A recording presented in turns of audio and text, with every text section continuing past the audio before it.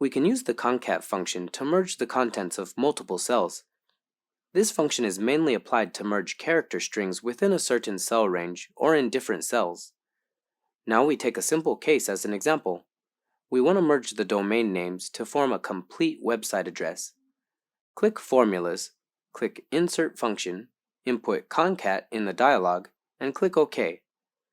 Since the cells to be combined are continuous, we input B3 to E3 in text 1, click OK, and drag the cell to fill the rest. Now we come to another case. We want to merge the names of column A with the sentence of cell C2 and add a separator between them. Insert the concat function again and input A2 in text 1. Input the desired separator in text 2 and mark it with quotes. Input C2 in text 3.